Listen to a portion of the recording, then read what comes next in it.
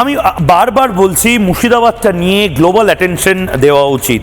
All eyes on Rafa, all eyes on Palestine, এই যে বলা হয় না, কিছু বুদ্ধিজীবী বলেন সোশ্যাল মিডিয়ায়, টুইটারে, আমি জানি না, এই সেলিব্রিটিগুলো যারা এই সিনেমা টিনেমা বানিয়ে ভাবেন যে তারা মানুষের মন জয় করছেন।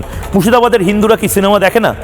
দীপক অধিকারী, আপনার সিনেমা কি মুর্শিদাবাদের হলে চলে না নাকি?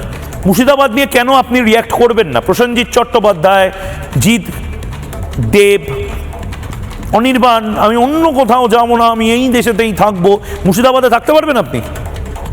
দম আছে মুর্শিদাবাদে হুলিগানের একটা গানের প্রোগ্রাম, সেই গানের প্রোগ্রাম করে সেখানে বলার যে ভাই রে ভাই, ভাই রে ভাই, এই জেহাদিগুলো কোথায় পাই? আছে? নেই।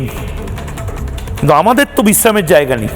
শামশেরগঞ্জে দেখিয়েছি, বেলডাঙ্গায় দেখিয়েছি, আবার বেলডাঙ্গায় দেখাচ্ছি। দেখুন, ফল বিক্রি হচ্ছে না, জিনিসপত্র লুট হয়ে যাচ্ছে। মানে এটা কতদিন চলতে পারে?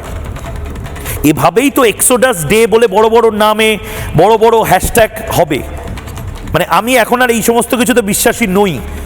একটা হ্যাশট্যাগ, একটা দিন, দুটো রজনীগন্ধার মালা রেখে বললাম যে তোমরা শহীদ, আমি চললাম, আমি বিশ্বাসী নই। আমি জীবিত থাকতে চাই, আমরা জীবিত থাকতে চাই, মাথা উঁচু করে আমাদের হোমল্যান্ডেই আমরা বাস করতে চাই।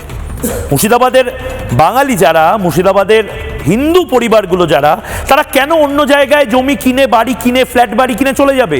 মুর্শিদাবাদের ভিটেমাটি ছেড়ে চলে যাবে? এরকম পরিস্থিতি কেন হবে? অদূর ভবিষ্যতে এরকম পরিস্থিতি তৈরি হওয়ার জায়গা হবে কেন? এটা তো সংবিধান পারমিট করেনি।